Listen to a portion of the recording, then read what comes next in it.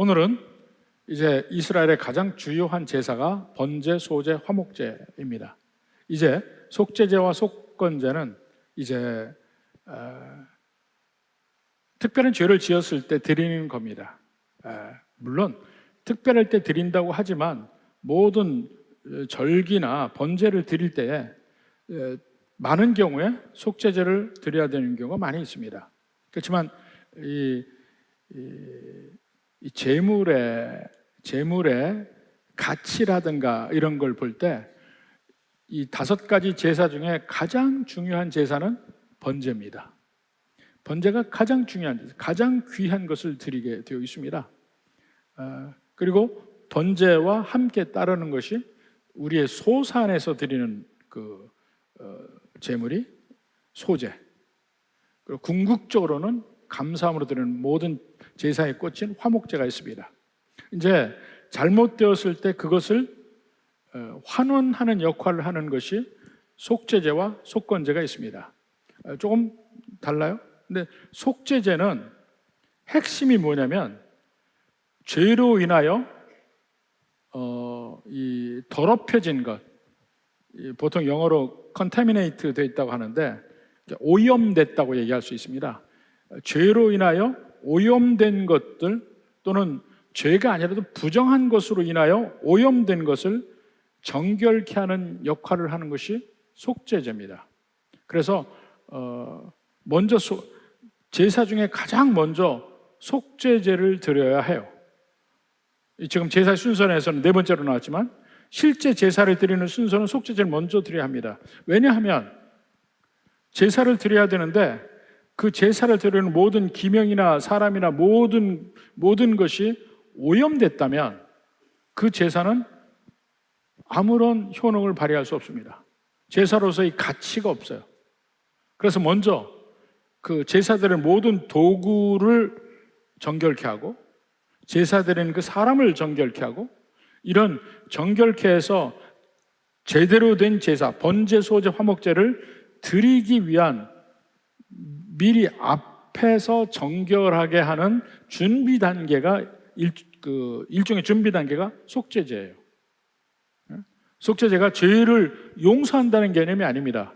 죄인들이 더럽혀진 것으로 오염된 것.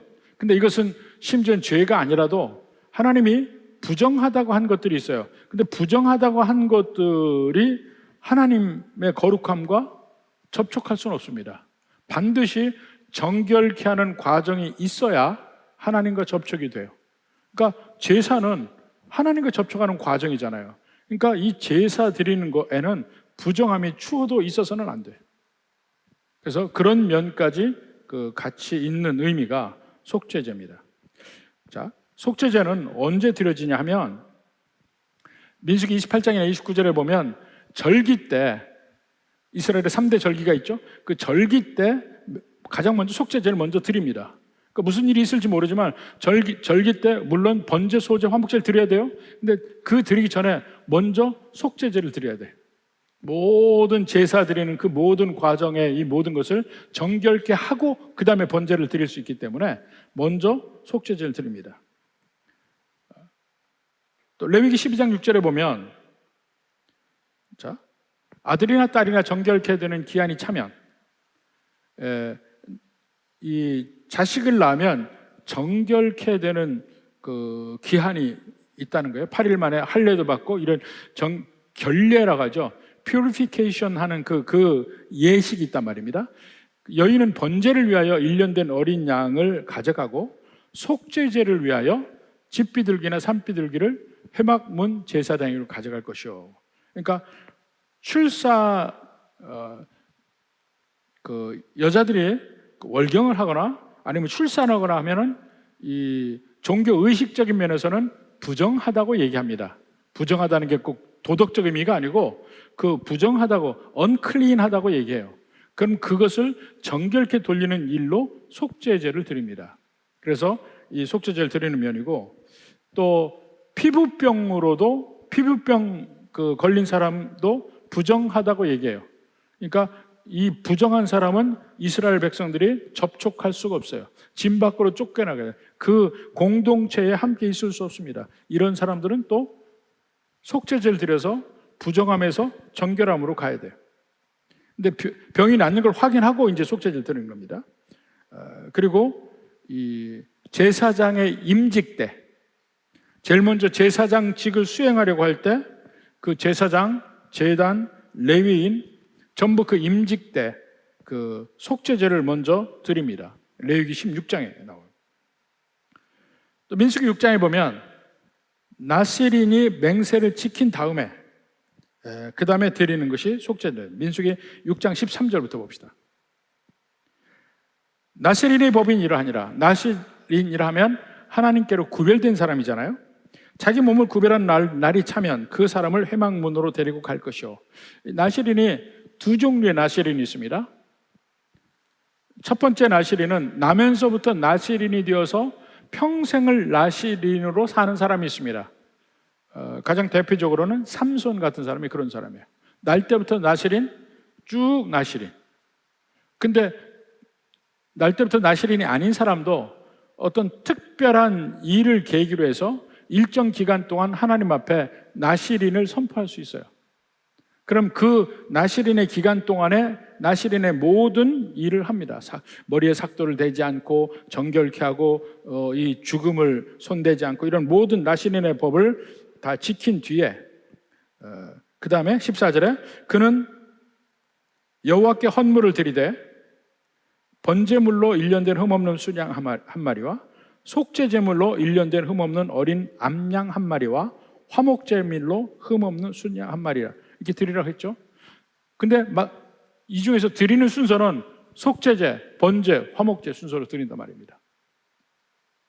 제일 먼저 속죄제로 드려서 모든 제사를 드리는 모든 것이 먼저 정결하게 돼야 돼. 그게 준비를 해놓고 그 다음에 번제를 드릴 수 있는 그 번제의 앞단계가 속죄제입니다.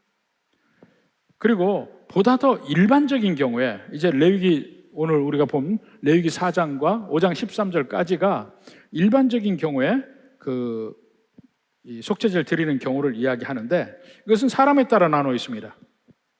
자, 우선 그들의 죄를 보면 4장 1절 2절 봅시다. 여호와께서 모세에게 말씀하여 이르시되 이스라엘 자손에게 말하여 이르라. 그 다음에 누구든지 여호와의 계명 중 하나라도 그릇 범하였으되 하고 얘기합니다. 근데 여기서는 죄를 지었다고 얘기를 하는데 이 다른 데서는 언제나 나오는 게 부지 중에 죄를 지었다고 얘기해요. 부지 중에 죄를 지었다. 근데 부지 중에 죄를 지어도 그것도 죄다는 얘기예요. 그래서 드리는 것이 속죄제입니다. 4장 22절 봅시다. 22절. 만일 족장이 그의 하나님 여호와의 계명 중 하나라도 부지 중에 범하여 허물이 있었는데 그랬죠. 부지 중에 범했다는 얘기예요. 근데 부지 중에 범해도 내가 지금 죄를 지었는지 내 스스로 몰라도 죄는 죄예요. 부지 중에 범하여 허물이 있다고 그랬어요. 허물이 있다는 것은 이미 죄를 지었다는 얘기야. transgression이라고 해요. 뭐 범과라고도 이야기하고 이게 하나님의 구체적인 하나님이 정하신 선을 넘어간다는 개념이야. 넘지 말아야 될 선을 넘었다는 개념이에요. 그러니까 허물이 있었는데 얘기는 이미 그가 죄가 있었다는 얘기야. 본인이 알던 모르건 죄는 죄예요. 네? 나는 모르고 했다. 그 말을 할 수가 없다니까. 모르고 한 죄도 죄예요. 그러니까 욥이 계속해서 자기와 자기 자녀들을 위해서 이 제사를 지내는 이유가 뭐예요? 자기가 알고 지은 죄 말고 모르고 지은 죄까지도 하나님 앞에 용서해달라고 하는 제사를 계속 드리는 거예요. 근데 이 속죄제가 그런 의미가 있다니까요. 하나님 앞에 나가려고 보니까 내가 과연 깨끗한가? 자신이 안 돼. 실제로 우리는 너무나 많은 경우에 모르고 지는 죄들을 많이 짓습니다. 근데 그렇다고 해서 내가 그건 모르고 지은 죄니까 다르지 않냐? 아니에요. 그것도 죄라는 거예요. 분명히 얘기합니다. 똑같은 얘기가 27절에도 나옵니다. 만일 평민의 한 사람이 여호와의 계명 중 하나라도 부지 중에 범하여 부지중에 범했죠? 몰라요. 허물이 있었는데 이미 그는 죄인이에요. 이미 그는 이 정결의 법으로 이야기하면 이미 죄로 오염된 사람이야. 죄로 오염된 사람이야. 근데 언제 속죄제를 드리냐면, 아, 그랬구나, 그게 죄구나 느끼면 바로 드리라는 거예요. 그전엔 몰랐어도 새롭게 죄라고 알았으면 바로 드려서 용서함을 구하고 그 죄의 오염에서 벗어나라는 거죠. 그러니까 이 본질적으로 하나님의 거룩함과 인간의 죄로 인한 더러워짐, 이 절대로 만날 수가 없는 겁니다. 그러니까 모든 이 세상의 것의 상태는 하나님의 거룩하심이 있고, 이 세상의 것은 둘 중에 하나예요. 정결한 것과 부정한 것, 둘 중에 하나 있어요. 근데 정결한과 부정한 것이 죄가 개입이 안 돼도 부정한 것이 있어요. 하나님이 부정하다고 한 것들, 레위기에 보면 짐승들도 부정한 짐승이 있고 정결한 짐승이 있잖아요. 부정한 짐승은 하나님 앞에 드릴 수가 없어요. 그걸 가지고 뭘 알 수 있냐면, 하나님의 거룩함과 이 세상의 어떠한 형태의 부정함도 같이 만날 수 없습니다. 절대로 만나면 안 돼. 만난 거를 그걸 우리가 성경적인 용어로 가증하다고 얘기해. 거룩함과 부정함이 만난다면 그것은 가증한 일이에요. 반드시 이 부정한 것은 죽게 돼 있어요. 그것이 짐승이든 그것이 사람이든 죽게 돼 있어요. 하나님과 만나려면, 하나님과 연결이 되려면 반드시 이 부정한 것들이 속죄제를 통해서 정결함으로 가야 돼. 이 더러움이 없어지고 씻겨지고 정결함으로 가야 비로소 하나님과 연결될 수 있어요. 거룩함과 정결함은 만나요. 거룩함과 부정함은 만나면 안 돼. 만나면 죽어. 인간이 하나님 앞에 있으면 왜 죽냐? 죄인이라 이미 부정해져서 하나님 앞에 죽을 수밖에 없어요. 아담은 에덴 동산에서 죄 짓기 전에는 하나님을 만났습니다. 그래도 그는 안 죽었어요.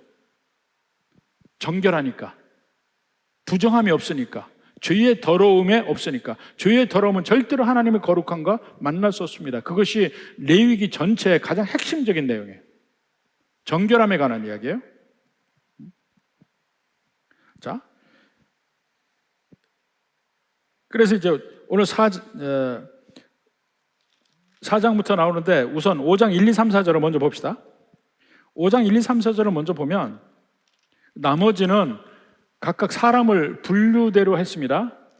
분류가 제일 먼저 3절에 보면 제사장이 범죄했을 때, 그 다음에 13절에 보면 이스라엘 온 회중이 범죄했을 때, 그리고 4장 22절에 보면 족장이 범죄했을 때, 족장이 범죄했을 때, 그 다음에 27절에 평민 중 한 사람이 범죄했을 때, 그때 나뉘죠. 그 다음에 5장 1, 2, 3, 4절을 빼고 5장 5절부터 13절에 보면 7절에 가난한 사람이 나와요. 만일 그의 힘이 어린 양을 바치는데 미치지 못하면, 가난하면, 이렇게 더 가난하면, 11절이에요. 평민이 하나님 앞에 죄를 범하여서 속죄제를 드릴 때 세 단계예요. 일반적으로는 4장 27절부터 35절까지고, 가난한 사람들은 5장 7절에서부터 10절까지, 더 가난한 사람은 5장 11절에서 13절까지. 근데 이 사람의 분류대로 나뉘는데 5장 1절부터 4절은 그 내용이 아닙니다. 어떤 경우 속죄제를 드리는지를 이야기를 하고 있습니다. 5장 1절부터 한번 봅시다. 5장 1절은 만일 누구든지 저주하는 소리를 듣고서도 증인이 되어 그가 본 것이나 알고 있는 것을 알리지 아니하면, 당연히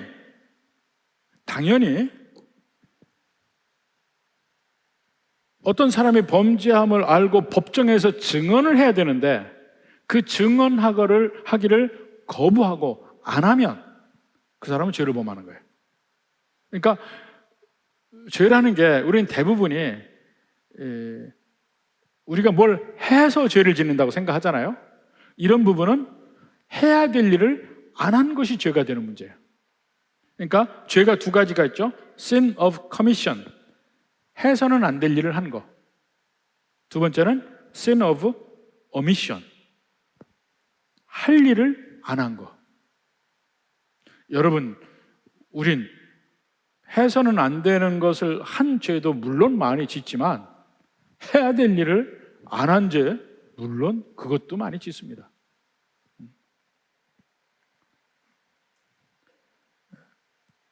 자, 그래서 알리지 아니하면 그는 자기의 죄를 져야 할 것이요 그 허물이 그에게로 돌아갈 것이며. 아까 허물이란 말이 나왔죠? transgression, 범죄, 범과라고 하는 거예요. 죄를 지었다가 이 유죄라고 얘기하는 거예요. 그 다음에 자, 이제 꼭 도덕적 죄가 아니라도 부정한 것이 나옵니다. 2절에 만일 누구든지 부정한 것들, 곧 부정한 들짐승의 사체나 부정한 가축의 사체나 부정한 곤충의 사체를 만졌으면 그는 더러워져서 허물이 있어요. 만졌으면 그 다음에 그 몸이 더러워져서 허물이 있을 거죠. 그러니까 도덕적으로 죄를 범한 것도 허물이 있다고 하고 부정함에 빠지는 것도 허물이 있다고 얘기해요. 아니, 부정한 들짐승, 부정한 가축 이런 것들이 죄를 지었습니까? 죄하고 관계없습니다. 그렇지만 일단 하나님이 부정하다고 규정한 것들이에요. 이걸 통해서 이스라엘 백성들은 부정함은 절대로 하나님과 만날 수 있지 않구나 하는 것을 삶 속에서 그들이 배웁니다. 그들이 배워요? 그리고 나서 죄를 짓는 것은 우리가 부정하게 되는 것이다. 이걸 또한 배운다니까요. 그러니까 죄를 지으면 절대로 하나님과 만날 수 있지 않구나 하는 것을 또한 배우는 거예요. 그러니까 그냥 하나님이 부정하다 하면 부정한 거야. 이건 하나님과 절대로 함께 할 수 없어요. 그 삶을 통해서 부정함의 의미를 배운다니까요. 하나님이 왜 부정한지 몰라요. 더군다나 구약에서 여러 맛있는 음식들이 부정한 게 많죠. 어떤 게 있습니까, 여러분들? 맛있는 음식 부정한 거.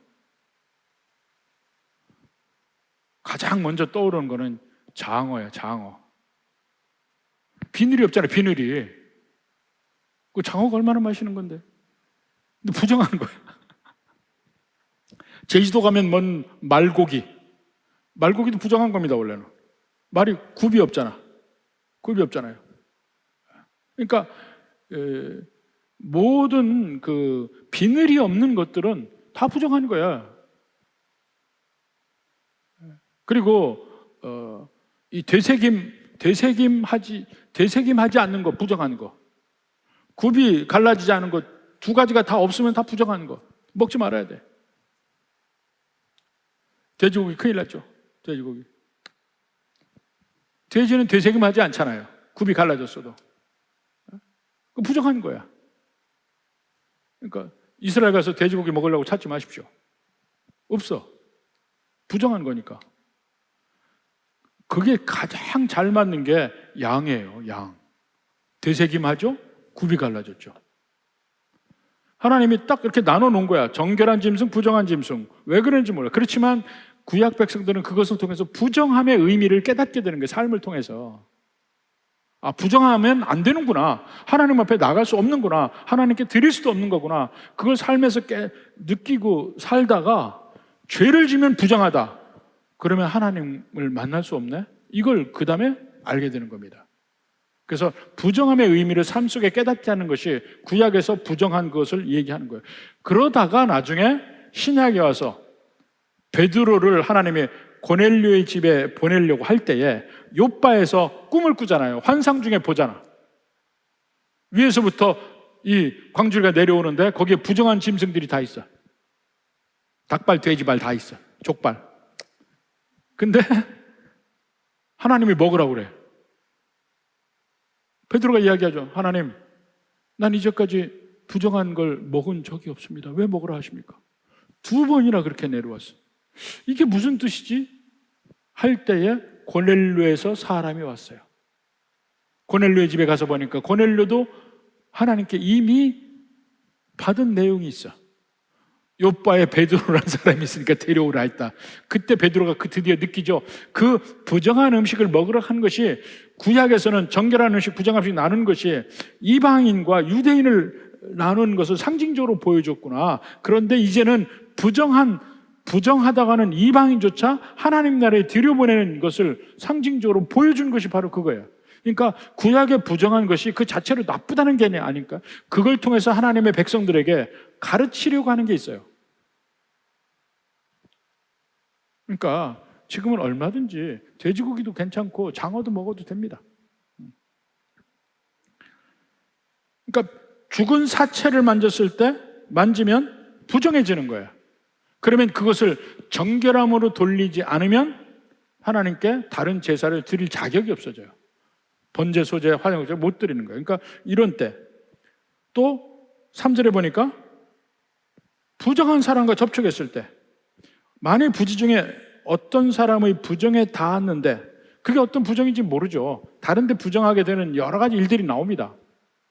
그 사람의 부정이 어떤 부정이든 그것을 깨달았을 때는 허물이 있다. 예를 들어서 아까 부정함에 대해서 얘기했잖아요. 여자들이 월경을 할 때나 아니면 출산한 직후라든가 다 하나님 앞에 바로 나갈 수 없을 때예요. 근데 그 일 이후에 속죄제를 드리고 나면 정결함을 받게 된다는 말입니다. 근데 그 전에 그런 사람과 접촉을, 그러니까 어떤 신체적 접촉이 있을 때 닿는다 이러면 그 부정함이 옮겨갑니다. 전이가 돼요. contaminate 됐다는 거. 왜 이 의료 용어로 전염이 된다고 하잖아요. 감염된다, 전염된다, contamination이 되는 거예요. 그러니까 그렇게 되면 나도 부정해진 거야. 내가 만지는 것이 이제 전부 다 부정한 거야. 모든 그릇, 기명도 다. 그러면 속죄제를 드리지 않으면 그 모든 것이 다 부정해져서 하나님 앞에 드릴 수 없는 것들이 되고 나도 하나님께 제사를 못 드리는 존재가 되는 거예요. 그래서 속죄제가 필요한 겁니다. 하나님이 거룩함이 닿는 곳에도 거룩함이 전가도 돼요. 근데 부정한 것에 닿아도 전가가 됩니다. 근데 보세요. 예수님이 한 일을 생각해 봐요. 예수님이 무슨 일을 합니까? 예수님이 죽은 자를 만진다니까? 예수님이 기도해 죽은 자를 만져요. 그거는 유대적 개념으로는 해서는 안 돼요. 더러워지잖아. 더러워지면 하나님 앞에 드릴 수가 없어요. 그런데 그거 전혀 다른 의미를 갖는다니까요. 죄인인 인간과 손이 닿음으로써 예수님이 어떻게 됩니까? 그 죄인의 모든 부정함이 예수님께로 전가가 돼요. 그리고 예수님의 정결함이 그에게 전가가 돼요.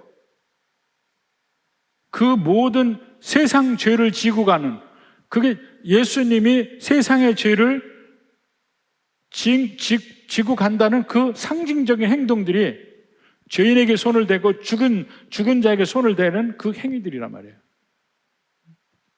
병자에게 손을 대고, 그리고는 손을 댐을 통해서 컨테미네이트 된 온갖 죄로 오염된 예수님으로 십자가에 가시는 거예요.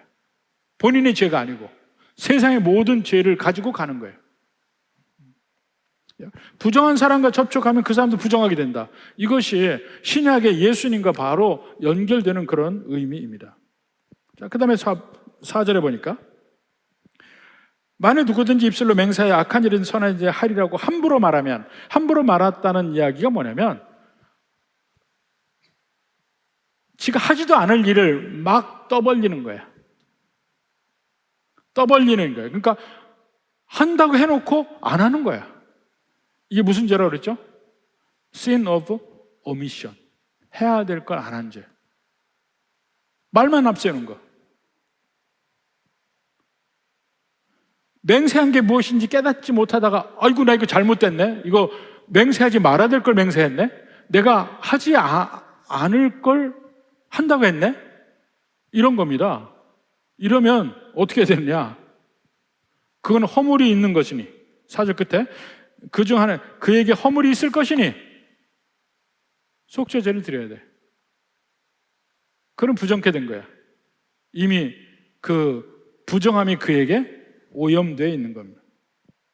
그러니까 이 1, 2, 3, 4절의 모든 이 구체적인 내용들이, 그러니까 하나님 앞에 그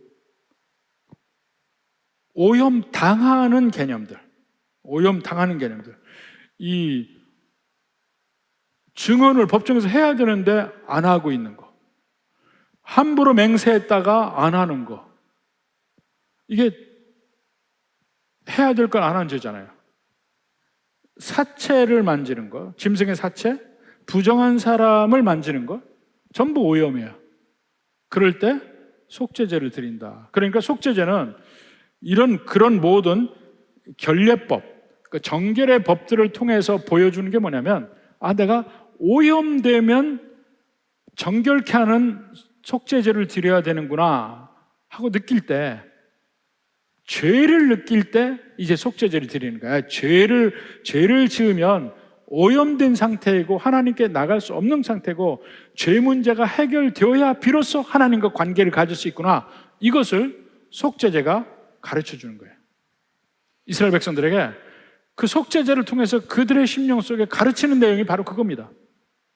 그렇구나, 하나님 앞에 나아갈 수 없구나, 나아가면 큰일 나는구나, 죽는구나, 이걸 알게 되는 겁니다. 자, 그러면 드리는 방식을 보면, 드리는 방식이 몇 가지로 나눠 있어요. 그러니까 드리는 사람이 누구냐에 따라서 나눠져 있어요. 제사장, 이스라엘 전체, 그 한 공동체에서 이스라엘 전체가 죄를 지었을 때, 족장이 죄를 지었을 때, 평민이 죄를 지었을 때, 이 네 가지인데, 평민에게는 세 가지 옵션이 있습니다. 경제에 따라서, 그 경제력에 따라서 다 달라요. 자, 그런데 그 짐승에게 안수하고 잡고 기름을 제단에 불사르고 다 같은데 하나 다른 게 있습니다. 피를 어떻게 하느냐 하는 게 달라. 피를 어떻게 하느냐. 누가 속죄제를 드리냐에 따라서 드리는 짐승의 가치도 다 다릅니다. 그리고 그 짐승의 피를 어떻게 하느냐가 다 달라요. 자, 제일 먼저 제사장의 죄, 제사장의 속죄제. 자, 봅시다. 3절에 봅시다. 만일 기름 부음을 받은 제사장이 범죄하여 백성의 허물이 되었으면 그가 범한 죄로 말미암아 흠없는 숫송아지. 자, 제사장은 흠없는 숫송아지예요. 이스라엘 온 회중이 죄를 지을 때는 제물이 뭡니까? 14절에 보니까 숫송아지. 근데 여기도 물론 흠없는 숫송아지지만 여기는 그냥 숫송아지라고 했어요. 제사장은 특별히 흠없는 숫송아지라고 얘기합니다. 제일 값이 나가는 게 숫송아지예요. 그 다음에 족장은 뭘 드립니까? 족장은 23절에 보니까 숫염소라고 되어 있죠. 숫염소. 그 다음에 족장은 숫염소고, 평민은 28절에 보니까 흠없는 암염소. 숫염소가 더 비싼가 봐요. 숫염소가 더 비싸. 여러분, 개 중에 숙회가 비쌉니까? 암캐가 비쌉니까? 숙회가 비쌉니까? 암캐가 비쌉니까? 몰라요?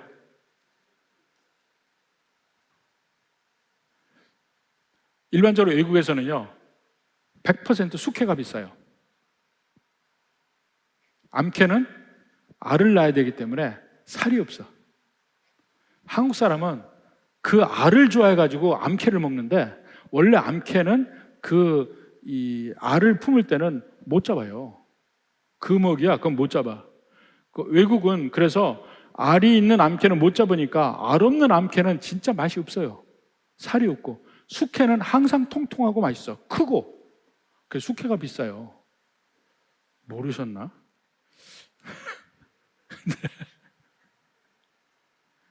네. 숙회가 훨씬 살은 먹을 게 많다니까? 암캐를 먹는 이유가 알 때문에 먹어요. 근데 알 먹으면 안 돼요. 그땐 금어기야. 산란 개는 금어기야. 그거 먹으면 안 돼. 유별나게 한국 사람들이 그 알을 많이 먹어. 뭐 명란 좋아하죠.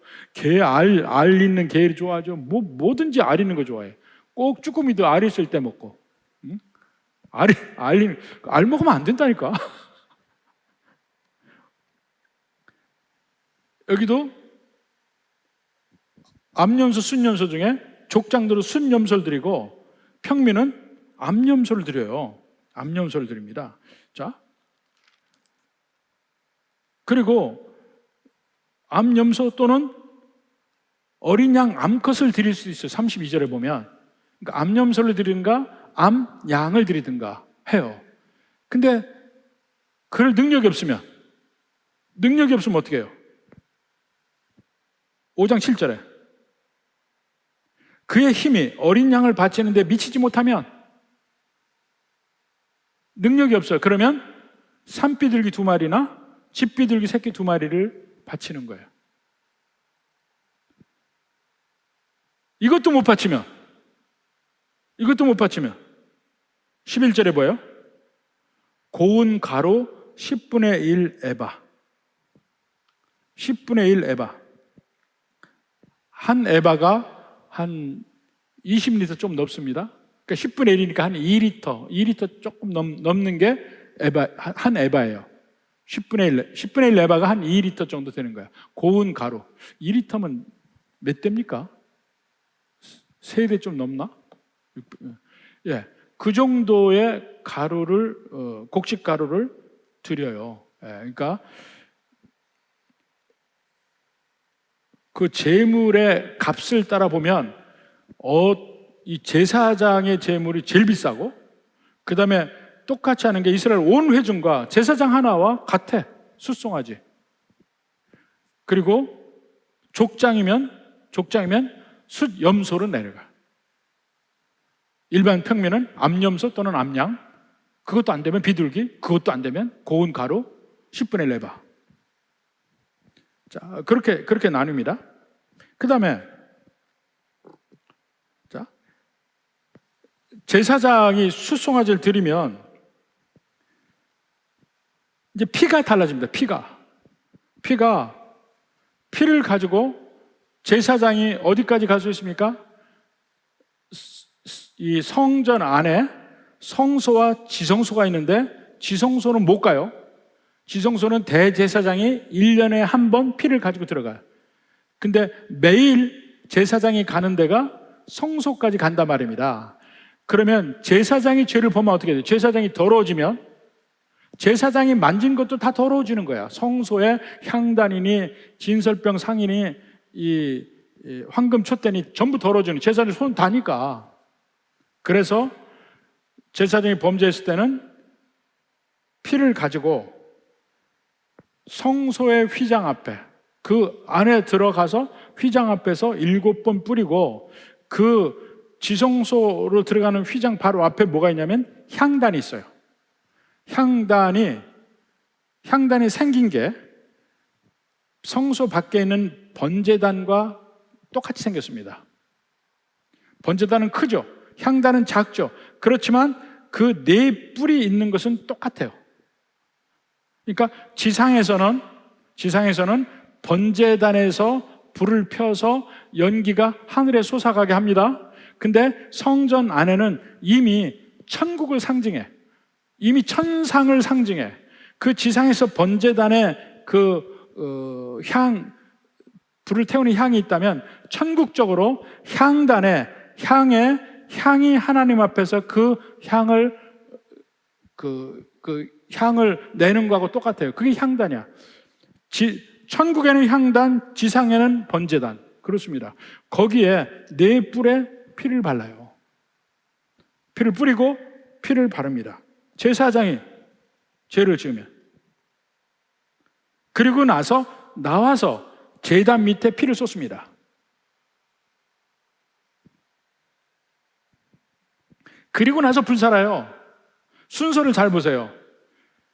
번제단에서 태우고 들어가는 게 아니에요. 피를 가지고 먼저 들어가요. 들어가서 다 정결케 합니다. 모든 제사 전에 정결케 하는 행위야. 그리고 향단에 피를 발라. 그리고 나와서 제단 밑에 피를 붓고, 그 다음에 번제단에 이제부터 진짜 제사가 시작이 돼. 다 정결케 됐으니까. 그리고는 번제단에서 이 기름을 태우기 시작하는 거예요. 그러니까 이 순서가 대단히 의미가 있다니까요. 태우고 기름과 콩팥을 태우고 나머지는 어떻게 하느냐? 전부 갖다가 진영 밖으로 가지고 나가요. 그래서 밖에서 태웁니다. 그 11절 12절 봐요. 4장 11절 12절. 그 숫송아지의 가죽과 그 모든 고기와 그것의 머리와 정강이와 내장과 똥까지 하나도 남김없이 전체란 얘기예요. 곧 송아지 전체를 진영 바깥 재버리는 곳인 정결한 곳으로 가져다가 불사를 하는 거예요. 다 불살라서 없애는 거예요. 그러니까 이것은 죄가 다 완전히 불살라 없어졌다는 의미예요. 진영 바깥에, 진영 밖으로 나가야 돼. 그러니까 죄의 찌꺼기 다 진영 밖으로 나가. 이거 안수했잖아요. 죄를 가지고 안수했잖아. 그 모든 더러움이 거기 갔잖아. 그 진영 밖으로 가서 밖에서 태운 거예요. 그러니까 예수님이 십자가에 못 박혀 돌아가시면서 그 예루살렘 밖으로 나간 것도 그러니까 의미가 있다니까요. 진영 밖으로 나가는 거예요. 그래야 아내가 거룩함 유지가 되지. 그 모든 더러움을 밖으로 가지고 나가니까.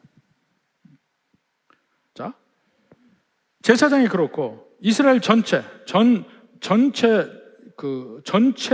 죄를 지을 때, 그럴 때 거의 똑같아요. 송아지를 자, 4장 20절을 봅시다. 속죄제의 숫송아지에게 한 것 같이 할지며 제사장이 그것으로 회중을 위하여 속죄한즉 그들이 사함을 받으리라 했어요. 속죄를 했다. 속죄라는 말이 뭡니까? 그 영어로 그 어토먼트라고 하는 건데, 이 속죄라는 것은 한 사람의 분노를 일으키면 그 분노를 잠재우기 위해서 그 상대편을 달래기 위한 어떤 일을 해. 그 사람을 위해서 선물을 드리면서 분노를 달래키는 행위를 하는 것이, 그래서 다시 관계가 회복되는 것이 속죄예요.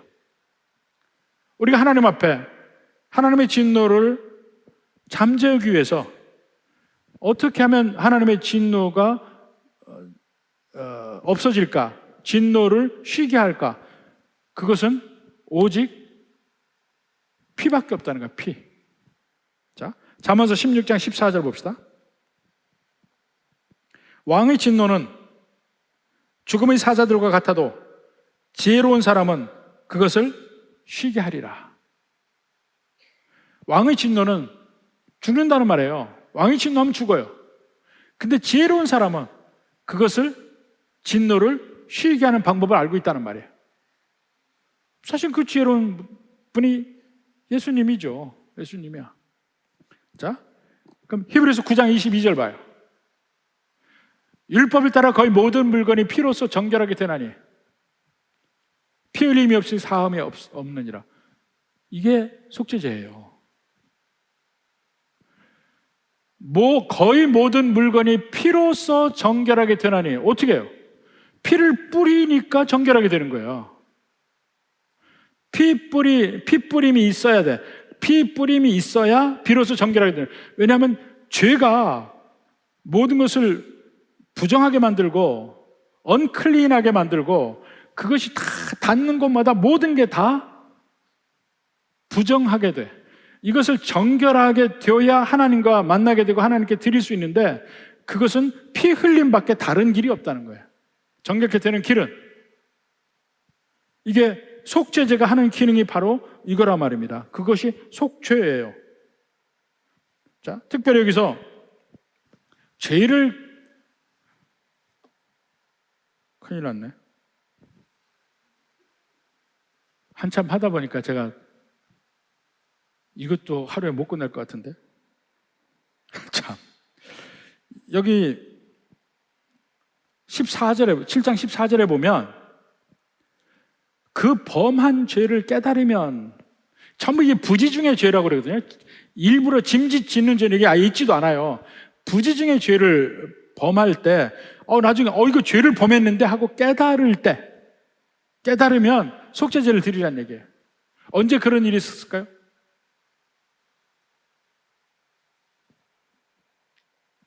자,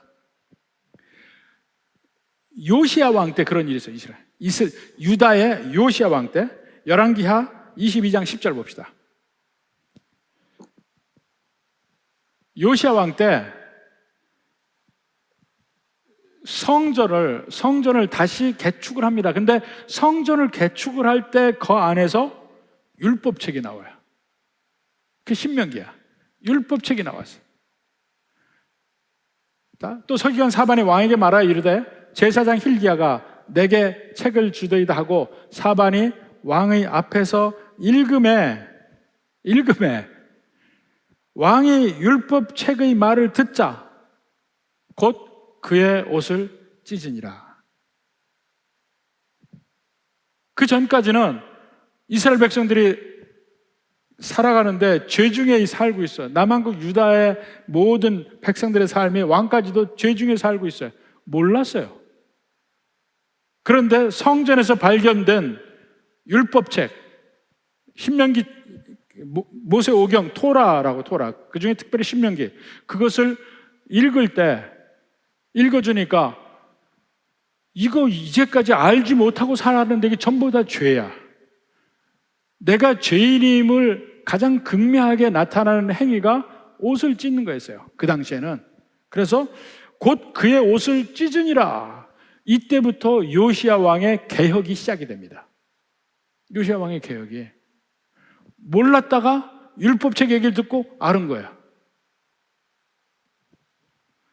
우리도 몰랐다가 성경을 읽고 점점 하나님의 거룩함이 무엇인지를 알고 깨달아서 무엇이 죄인지 점점 알아가기 시작하는 것 같아요. 자, 이랬을 때 그들도 똑같이 그들의 대표가 제사장이니까 제사장이 대표로 성소 안에 들어가서 성소의장에 그 제사장이 죄를 범했을 때하고 똑같은 행동을 합니다. 그러면서 향단 뿔에 발라요. 그건 향단이라고 나오지 않았지만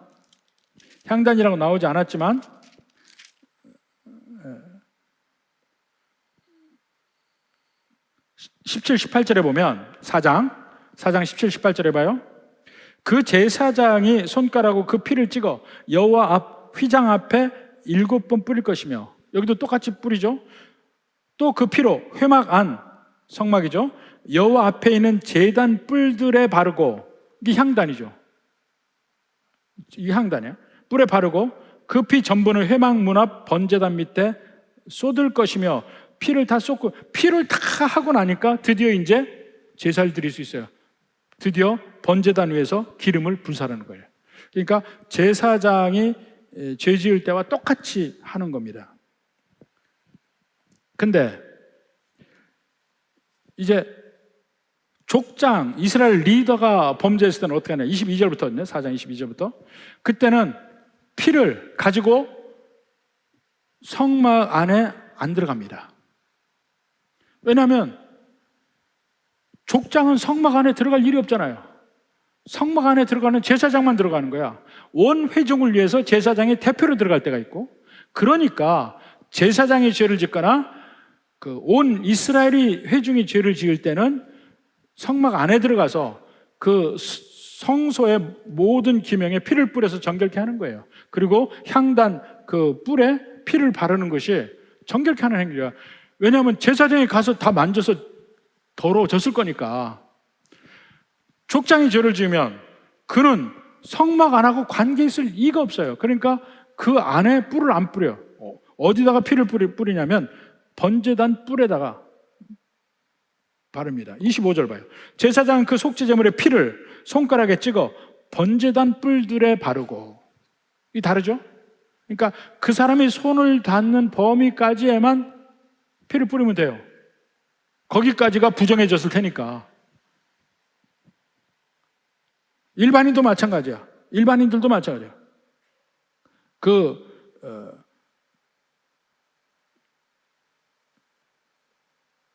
30절에 봐요. 제사장은 손가락으로 그 피를 찍어 번제단 뿔들에 바르고. 똑같죠?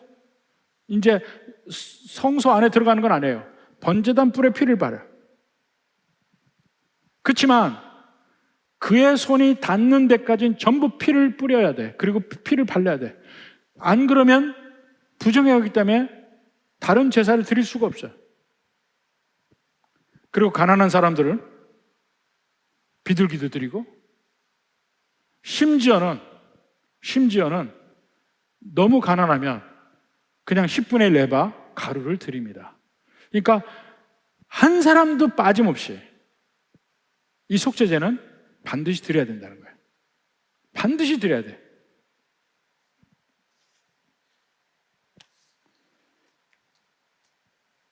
하나만 하고 마칩시다. 근데 누가복음 2장 22절부터 봅시다. 누가복음 2장 22절. 모세의 법대로 정결 예식의 날이 참해. 정결 예식의 날, 아이가 나와서 할례를 받게 되는 그런 때죠. 정결 참해. 아기를 데리고 예루살렘에 올라가니 누가 올라갔어요? 예수님의 부모 요셉과 마리아 올라가니 이는 주의 율법에 쓴 바 첫 해 처음 난 남자마다 주의 거룩한 자라 하리라 한 대로 아기를 주께 드리고. 일종의 헌화식이에요. 헌화식 할례를 받는 때 헌화식. 또 주의 율법에 말씀하신 대로 산 비둘기 한 쌍이나 혹은 어린 집부들기 둘로 제사하려 함이더라. 이들이 가난했죠. 가난했어. 근데 아주 찢어지게 가난하진 않았어. 10분의 1 레바 드린 건 아니잖아. 비둘기를 드렸잖아. 그러니까 그들의 삶의 정도를 추정해 볼 수 있어요. 그리고 속죄일 때는 욤키푸르라고 합니다. 유대 달력으로 일곱 번째 달 첫째 날 욤키푸르라고 그래요. 그 속죄일이라고 해요. 그 욤키푸르 날에는 드디어 이스라엘 전체의 죄에 대해서 1년에 한 번씩 속죄하는 날이잖아요. 그날은 대제사장이 제사장복을 벗고 이제 결례의 예로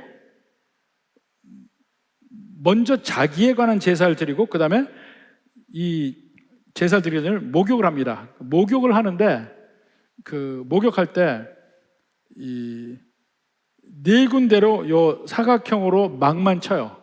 제사장의 머리는 보이게 하고 온 이스라엘 백성들이 제사장 목욕하는 걸 봅니다. 왜 봐요?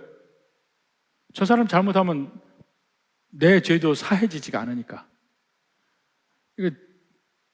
그 제사장의 목욕 속에 나도 들어가 있는 거야. 온 이스라엘 다 들어가 있는 거야. 전부 쳐다봐요.